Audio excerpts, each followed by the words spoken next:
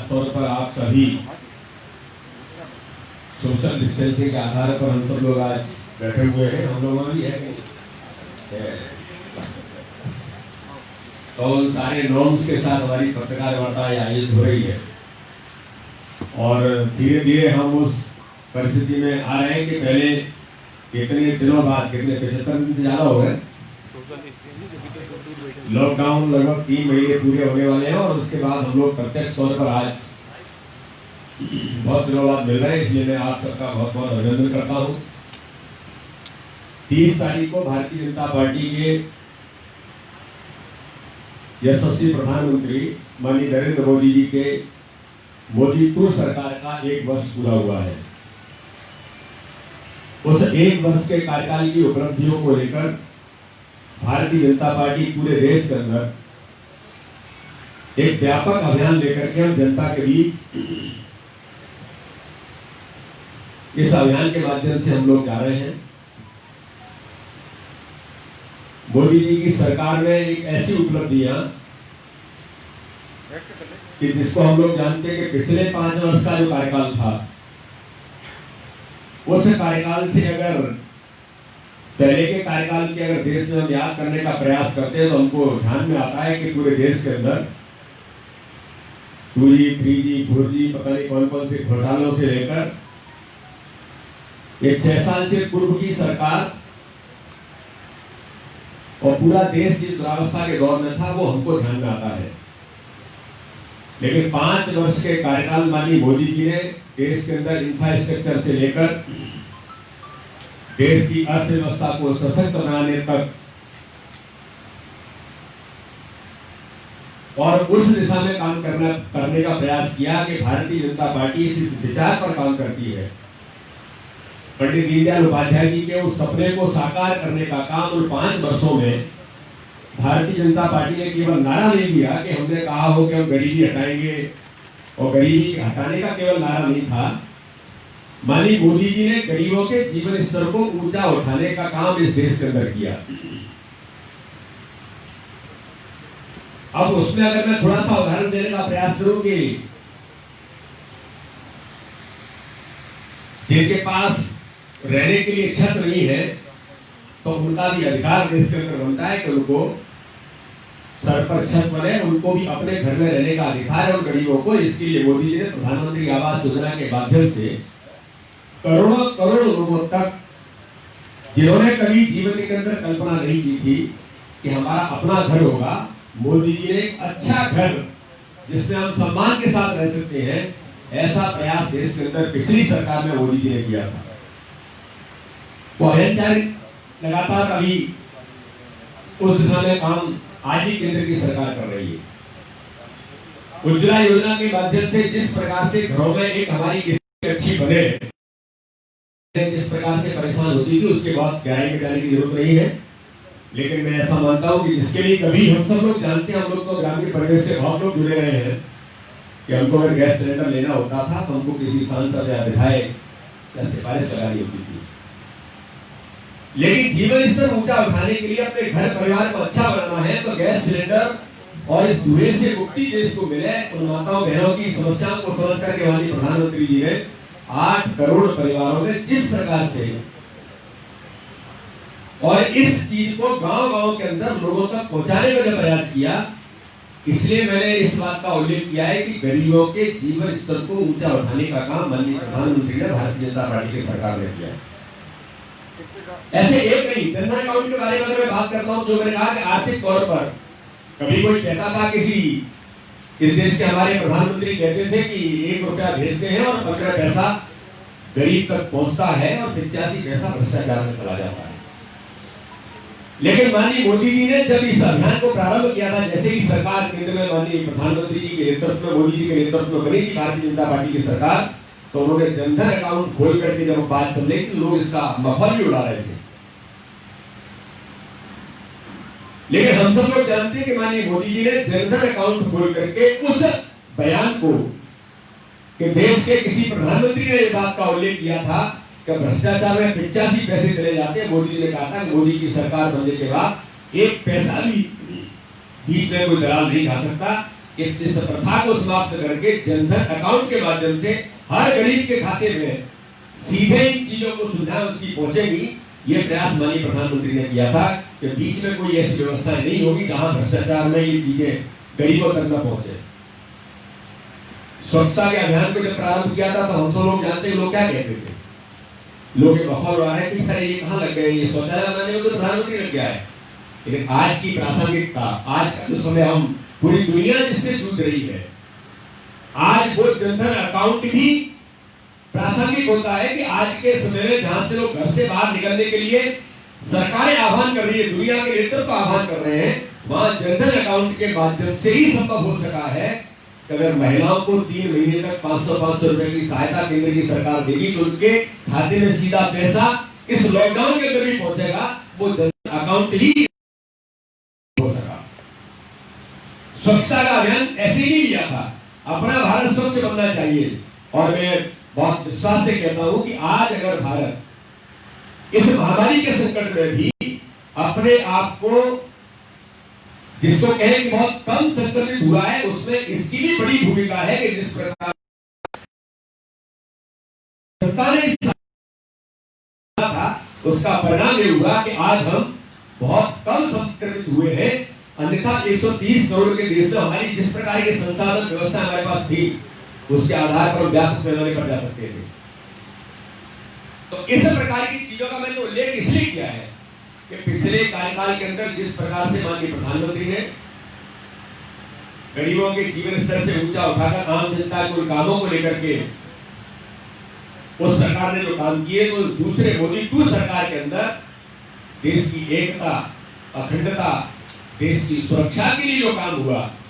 देश के दुनिया के अंदर भारत का मान और सम्मान कैसे बनेगा,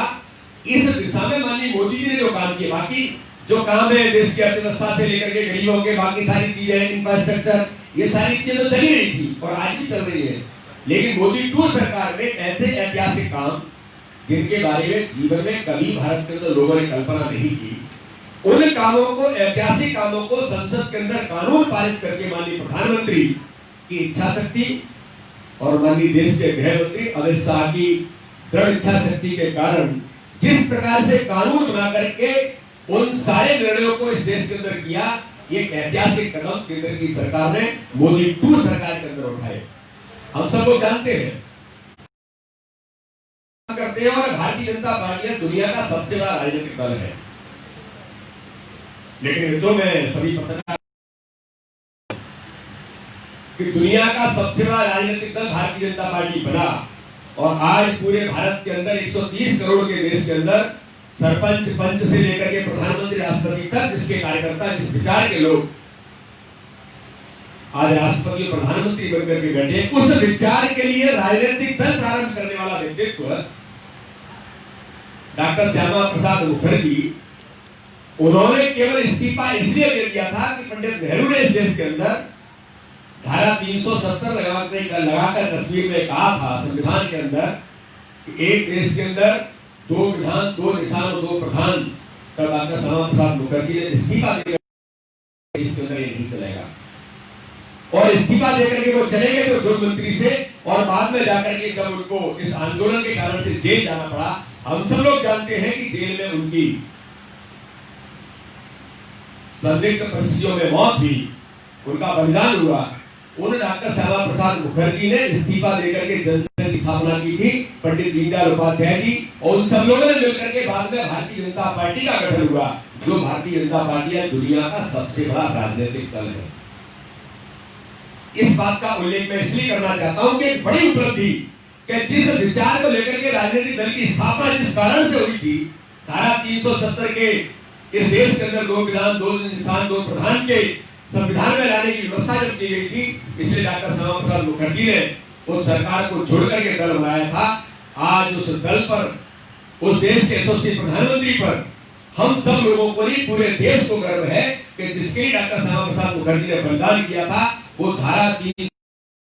के अंदर ऐतिहासिक मतों से 370 मतों से ही उस संविधान की व्यवस्था में को हटाने का काम भारतीय संसद ने कानून बना करके किया। अब धारा 370 आप सब लोग जानते हैं, मैं आपको कोई बहुत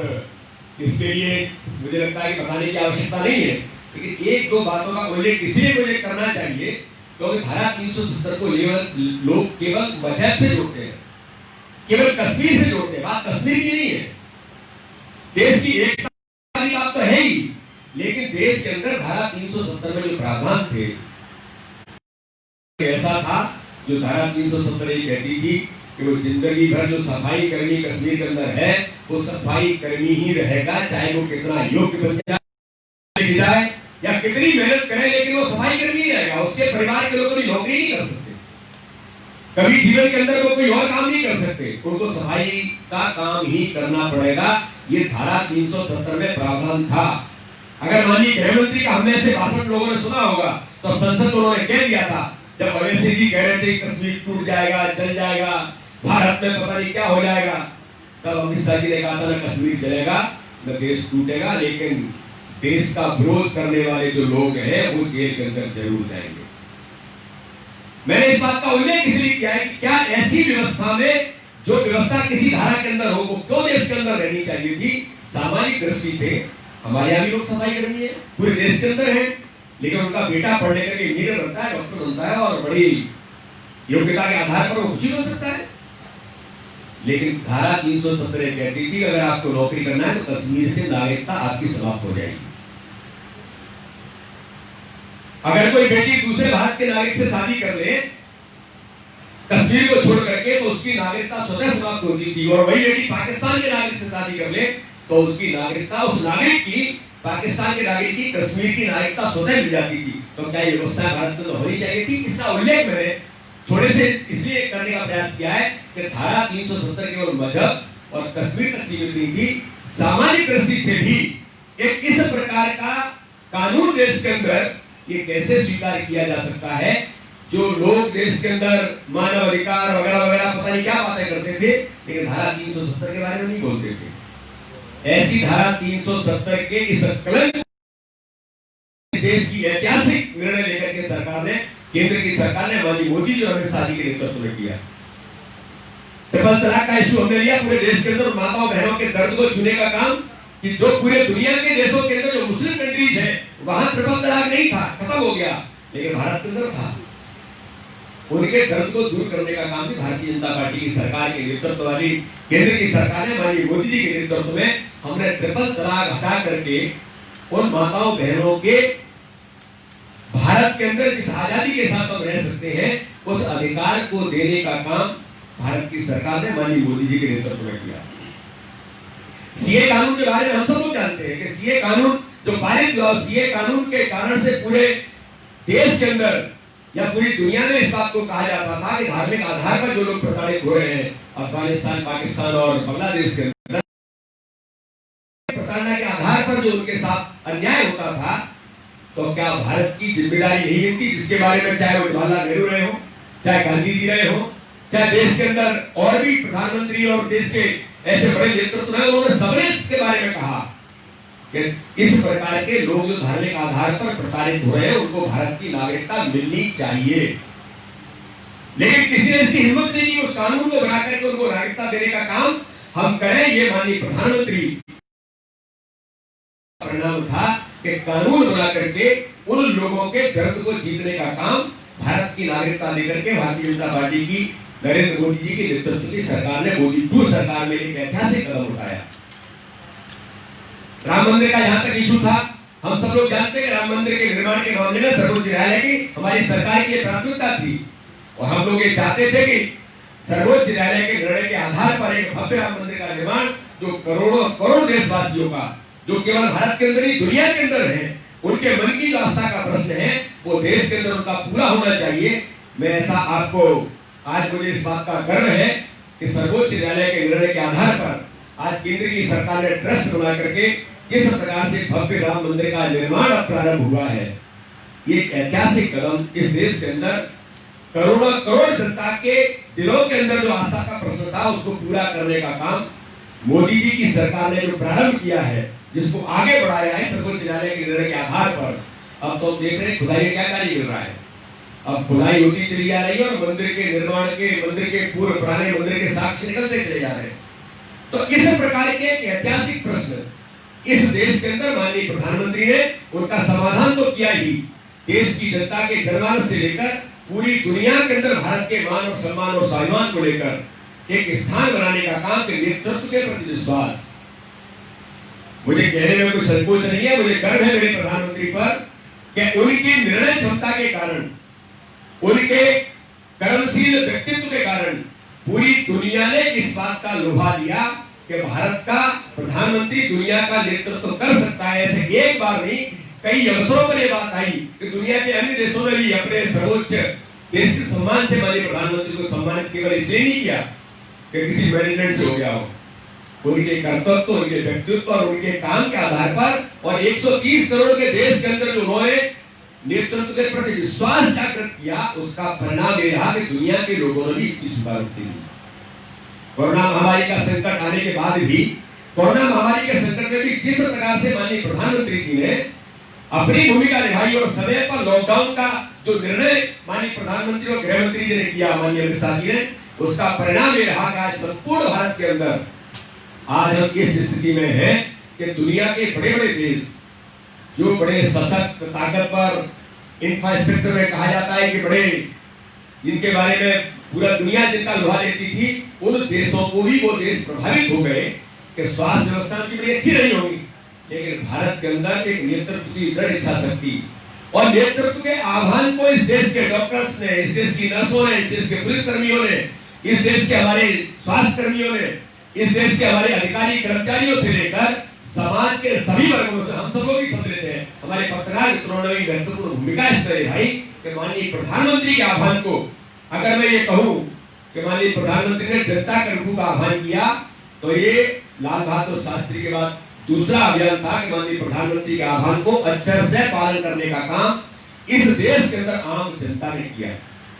ऐतिहासिक जनता कर्फ्यू का पालन लोगों ने किया। एक समय के उपवास की बात उन्होंने की, तो आज इस देश के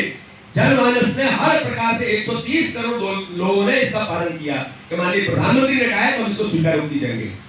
माननीय प्रधानमंत्री ने थाली और ताली बजा करके, दीप प्रज्वलित करके अपने अपने घर के अंदर हम कोरोना के संकट से निपटने का संकल्प रहे, घर घर के अंदर दीप जले और लोगों ने संकल्प लिया social distancing, face cover, sanitiser, ये सारी चीजों को देश के यशस्वी प्रधानमंत्री के आह्वान को दुनिया ने, भारत के लोगों ने माना और साथ में दुनिया के लोगों ने भी स्वीकृति दी। ये हम सब लोगों के लिए गर्व का विषय था और आज भी है कि माननीय प्रधानमंत्री के नेतृत्व को इंग्लैंड से लेकर के अन्य देशों ने भी कहा कि हम थाली और ताली बजाएंगे। माननीय प्रधानमंत्री के उस आह्वान को अनुसरण किया, ये सामान्य बात नहीं थी। कोरोना का महामारी के संकट में भी वर्ल्ड हेल्थ ऑर्गेनाइजेशन ने कहा कि भारत ने जो निर्णय लेकर के समय पर जिस प्रकार की व्यवस्थाएं बनाई, उसके कारण से भारत आज संक्रमण से बड़ी मात्रा में बचा और इसका एप्रिसिएशन माननीय प्रधानमंत्री को वर्ल्ड हेल्थ ऑर्गेनाइजेशन ने भी दिया और दुनिया के देशों ने सराहना की। हम कभी सोच सकते थे कि 130 देशों को भारत मेडिसिन उपलब्ध कराएगा? अमेरिका जैसा देश का प्रधानमंत्री आह्वान करेगा कि मैं भारत के प्रधानमंत्री से अपील करता हूं कि हमको मेडिसिन चाहिए। इन बातों का उल्लेख मैं इसलिए कर रहा हूं कि कोरोना महामारी के संकट में भी जहां दुनिया प्रभावित हो रही है, वहां माननीय प्रधानमंत्री के इन निर्णयों के कारण से आज संपूर्ण देश और संपूर्ण दुनिया इस बात के लिए नेतृत्व के प्रति विश्वास की बात जो मैंने कही है, ये भारत के ही दुनिया के इतिहास में एक ऐतिहासिक नेतृत्व माननीय प्रधानमंत्री के तौर पर इस दुनिया के अंदर साबित हुआ है। माननीय प्रधानमंत्री ने कोरोना के संकट में लॉकडाउन किया, लेकिन साथ में व्यवस्था क्या थी? 1,70,000 करोड़ का पैकेज देकर के गरीबों के लिए उनकी व्यवस्था बननी चाहिए। ऐसे ही किया। अगर लॉकडाउन कर रहे हैं तो उसका अल्टरनेट क्या होगा? 1,70,000 करोड़ का पैकेज देकर के गरीबों के लिए, महिलाओं के लिए, हमारे अशक्त लोगों के लिए, बुजुर्ग लोगों के लिए, ऐसे सब लोगों की व्यवस्था, विधवाओं के लिए 1,000 रुपए उनके खाते में कैसे जाएंगे? महिलाओं के खाते में 500 रुपए 3 महीने तक कैसे जाएंगे? ये तत्काल निर्णय किया। और दूसरा मेरा कहने का आशय ऐसा है मित्रों कि पूरे देश के अंदर कोरोना महामारी के संकट में अर्थव्यवस्था पूरी दुनिया की प्रभावित हुई। दुनिया की अर्थव्यवस्था प्रभावित होने के कारण जिस प्रकार से लोग पूरे संकट को देख रहे हैं, तो माननीय प्रधानमंत्री ने कहा इस भारत के अंदर एक ही अल्टरनेट है कि इस संकट से अगर उभरना है और निकलना है तो आत्मनिर्भर भारत हमको बनाना पड़ेगा। आत्मनिर्भर भारत, आत्मनिर्भर मध्य प्रदेश, आत्मनिर्भर गांव, ये जब संकल्प लेकर हम आगे बढ़ेंगे, उसको लेकर के माननीय प्रधानमंत्री ने 20 लाख करोड़ का पैकेज पशुधन से लेकर अलग अलग प्रकार की चीजें, लघु उद्योग, कुटीर उद्योग, गांव-गांव के अंदर क्या ऐसी बातें हो सकती हैं, हमारे प्रवासी मजदूर जो अपने अपने गांव पहुंचे उनके लिए काम कैसे मिलेगा, इन सारे मुद्दों पर माननीय प्रधानमंत्री के नेतृत्व वाली सरकार ने जिस प्रकार से काम किया है, आज मुझे कहने में गर्व है कि पूरे देश के अंदर नेतृत्व के विश्वास के कारण से आज इस दिशा में भी हम लगातार आगे बढ़ रहे हैं अपने आत्मनिर्भर भारत को बनाने के लिए। लेकिन एक बात और मैं इसलिए जोड़ना चाहता हूं, वो भी अचीवमेंट से कम नहीं है कि जिस प्रकार से सरकारें काम कर रही थी, राष्ट्रीय अध्यक्ष जेपी नड्डा जी ने आह्वान किया कि भारतीय जनता पार्टी दुनिया का सबसे बड़ा राजनीतिक दल है, लेकिन राजनीतिक दल होने के नाते हमारी सामाजिक भूमिका भी है और हम सब सामाजिक भूमिका का निर्वहन करें। इस मुद्दे पर भारतीय जनता पार्टी के सभी नेतृत्व ने मिलकर के ये तय किया कि पूरे देश के अंदर भारतीय जनता पार्टी के कार्यकर्ता भी मैदान में उतरे और कोरोना वॉरियर्स के मुझे कहने में गर्व है, आज आपको मैं कह सकता हूं पूरे भारत के अंदर, संपूर्ण मध्य प्रदेश के अंदर करने का काम किया। ऐसे लोगों को ताकतवर बनाना, उनका मान सम्मान बढ़ाना, उनके लिए खड़े होना, ये तो हम सब लोगों का काम था ही और उसको बखूबी करने का प्रयास भारतीय जनता पार्टी के कार्यकर्ताओं ने सम्मान के साथ देश के अंदर किया। लेकिन भारतीय जनता पार्टी के कार्यकर्ताओं ने भी कोरोना वॉरियर से कम काम नहीं किया। उज्जैन के अंदर हमारा पार्षद मुस्लिम भाई, वो केवल सेवा करते करते इफेक्टेड हो गया और बाद में उसका भी बलिदान हो गया। ऐसे पता नहीं कितने हमारे लोग कार्यकर्ता इस काम में लगे थे जो जान जोखिम में। मध्य प्रदेश के अंदर जो हमने अभियान चलाया, उस अभियान के अंदर पूरे भोजन पैकेट और सूखा जो राशन में लोगों को वितरित करने का काम किया पूरे मध्य प्रदेश के अंदर। ऐसे लगभग 2,90,24,564 लोगों तक भोजन के पैकेट और 25,94,226 ये हमने सूखा राशन देने का काम जो किया, इसे कुल मिलाकर के 3,91,06,94 लोगों तक किसी ने 5 लाख कार्यकर्ता इस पूरे अभियान में जुटे थे। 75 लाख ने मास्क वितरण किया और जिसको हम कहेंगे सैनिटाइजर, लगभग 6,58,000 सैनिटाइजर उपलब्ध कराने का काम जगह जगह पर किया। और जो मजदूर मध्य प्रदेश से निकले, मास्क 6,58,452 नहीं, मास्क 75 लाख, मास्क है 75,52,300। तो ऐसे कुल मिलाकर के मेरे कहने का आशा यह है कि जो मजदूर मध्य प्रदेश से निकले, किसी भी राज्य के हो, कार्यकर्ताओं ने की सरकार और संगठन का समन्वय बेहतर बनकर के इस काम में खड़ा हुआ। यहाँ तक कि हमारे जो मेडिकल के हमारे जो चिकित्सा प्रकोष्ठ है, वो पूरे हाईवेज पर एम्बुलेंस इसके माध्यम से क्या कोई परेशानी तो नहीं है, ये भी व्यवस्था भारतीय जनता पार्टी के कार्यकर्ताओं ने करने का प्रयास किया। तो इस प्रकार से हम इस दिशा में भारतीय जनता पार्टी के कार्यकर्ताओं ने भी अपनी सामाजिक भूमिका का निर्वहन माननीय राष्ट्रीय अध्यक्ष के आह्वान पर जो किया, वो एक ऐतिहासिक काम भारतीय जनता पार्टी के कार्यकर्ताओं ने किया है। और जो एक अभियान के माध्यम से जिसका मैं उल्लेख आपके बीच और करने की आज मुझे आवश्यकता है कि वर्चुअल कॉन्फ्रेंस, वर्चुअल रैली आज के माध्यम से 1 वर्ष का, इस 1 वर्ष के उपलब्धियों को लेकर के हम जमीन में उतरने का काम भारतीय जनता पार्टी के कार्यकर्ता बूथ लेवल तक डोर टू डोर कॉन्टैक्ट का अभियान चलेगा। वो हमारा अभियान 10 तारीख से भी प्रारंभ हो रहा है। माननीय प्रधानमंत्री जी ने पत्र देश की जनता के नाम जो लिखा है, उस पत्र को लेकर के और 1 साल की उपलब्धियों का फोल्डर लेकर, और मध्य प्रदेश की सरकार ने इतने कम समय में,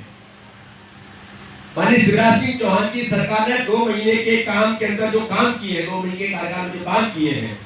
और ऐतिहासिक कदम जो उठाए, वो गरीबों के लिए होंगे, जनता के लिए होंगे, कोरोना महामारी के संकट से निपटने के लिए होंगे, इन सारे मुद्दों पर उनका भी उपलब्धियों का एक पत्र लेकर के हम पूरे 65,000 बूथों तक, हर बूथ पर 100 घरों में संपर्क करने का काम भारतीय जनता पार्टी के कार्यकर्ता 2-2 की टोली में करेंगे।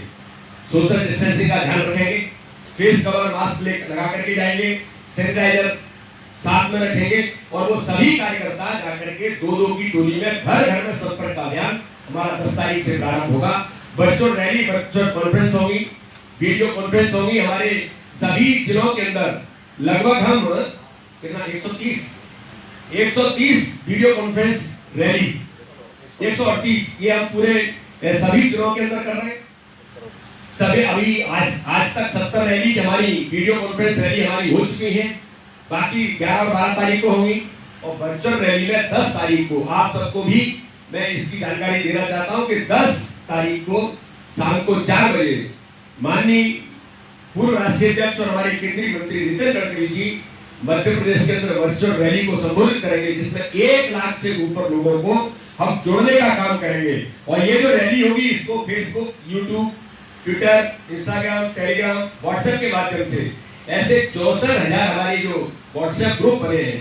उन तक इस रैली को ले जाने का प्रयास करेंगे, और समाज के जो बैनर्स के माध्यम से डिजिटल प्लेटफॉर्म समाज के प्रबुद्ध लोग लेकिन हम सब प्रयास करेंगे आप भी उसके माध्यम से जुड़े। ऐसे अलग अलग डिजिटल माध्यम से लगभग 1 लाख से ऊपर नागरिकों को जोड़ने का काम इस रैली में 10 तारीख मध्य प्रदेश की रैली को संबोधित करेंगे। आपने देखा होगा बिहार की रैली को